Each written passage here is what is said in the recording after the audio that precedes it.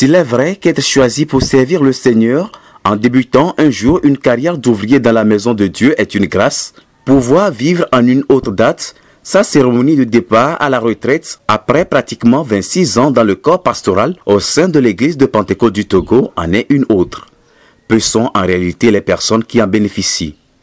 On peut donc comprendre la joie qui animait le révérend pasteur Kao Bokovi ce dimanche 26 août 2018 lors du culte de départ à la retraite organisé à son honneur. Né le 31 décembre 1959 à Kouvé dans la préfecture de Yoto, le révérend pasteur Bokovi s'est donné au Seigneur en 1984 et fut baptisé le 28 août 1985 dans le même village avant d'être appelé en plein temps dans le ministère en 1992 alors qu'il était membre de la paroisse de Lomé-Lom-Nava. Il a commencé son ministère à Capé comme pasteur stagiaire. Le révérend Bokovi, pendant ces 26 ans de ministère pastoral, a servi à 7 postes comme suit. Du 6 octobre 1992 au 23 décembre 1996, Capé Centre.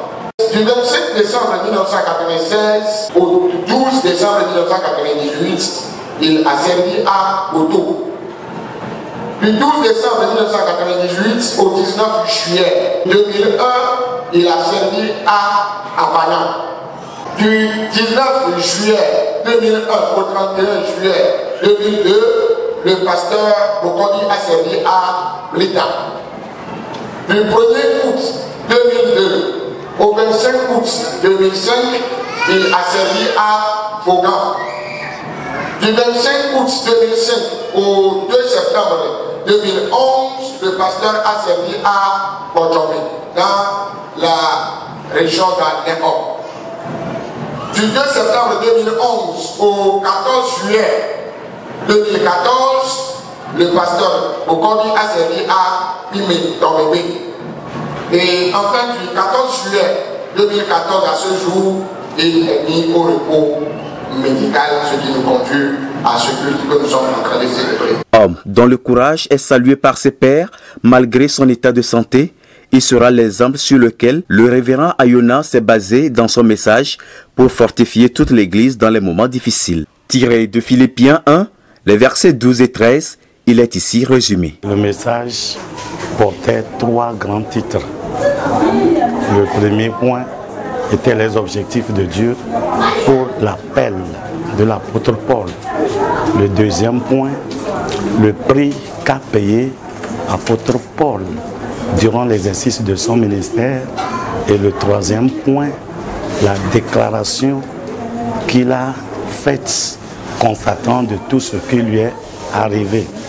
Et dans ce premier point comme objectif, donc nous avions vu dans le développement que Dieu avait comme objectif d'atteindre le peuple et beaucoup de peuples et la nation qui est la nation païenne.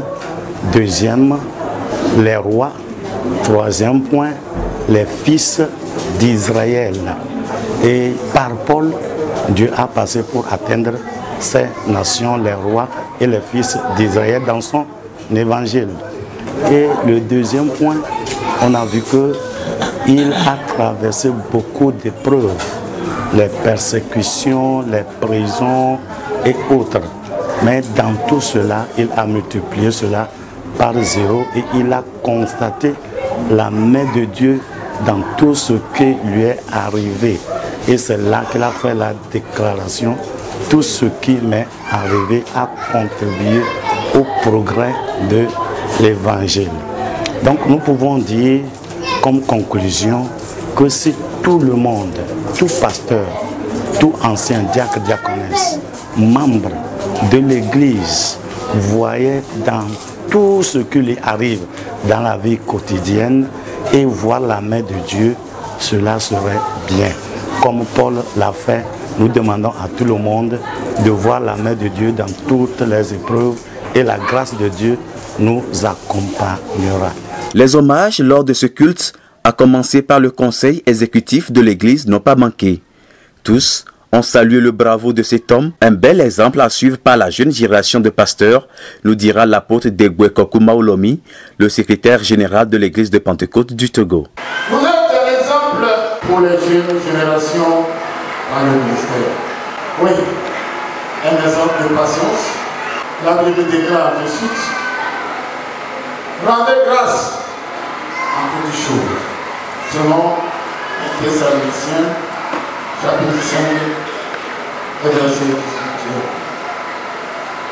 Nous devons rendre grâce à Dieu pour votre vie et celle de notre famille.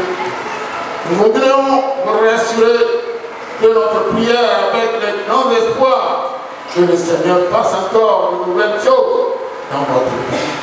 Puisse le Seigneur, le juste rémunérateur, vous soit reconnaissant pour votre contribution à la construction de l'Église. Le Christ vous réserve la couronne incorruptible qu'il prépare à tous les saints. Au nom du conseil exécutif du corps pastoral de toute l'Église, nous vous souhaitons une retraite paisible, fructueuse, possible à la grâce du Seigneur. Et au régional, le révérend Yao Lolognon essaie de renchérir. C'est un ministre bien dévoué. Il brave tout, quelles que soient les difficultés, il tente toujours de le faire. Malgré l'état déficient de sa santé, il cherche toujours à tout faire. Il arrive des fois même, on lui interdit de faire certaines choses, mais pour lui, s'il ne le fait pas, c'est tout comme quelque chose ne va pas. Donc c'est quelqu'un qui s'est vraiment donné au Seigneur. Ce que je peux partager avec les collègues pasteurs à propos de son attitude, c'est le courage, la bravoure. Quelqu'un qui arrive à se contenir, à se supporter, quelqu'un qui n'extériorise pas, disons, ces difficultés pour diminuer la foi des gens. Non, c'est quelqu'un de bon exemple à copier. Et ma prière, c'est que Dieu qui change les situations puisse intervenir. Et après cette retraite-là, que son état de santé soit totalement amélioré. Dans un moment solennel et plein d'émotions, le révérend pasteur Bokovi a rendu grâce au Seigneur pour l'avoir accompagné pendant 26 ans dans ce ministère avant d'adresser ses remerciements à tout le corps pastoral ainsi qu'aux fidèles de l'église de Pentecôte du Togo.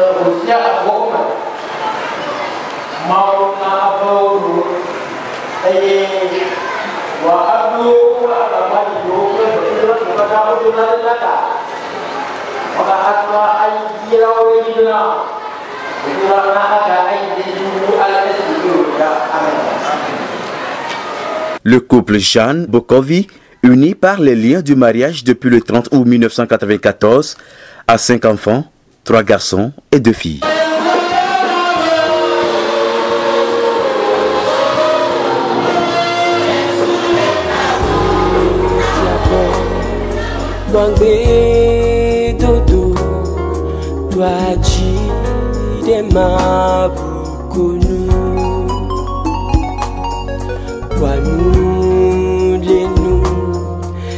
C'est beau mais l'on a des agnabo.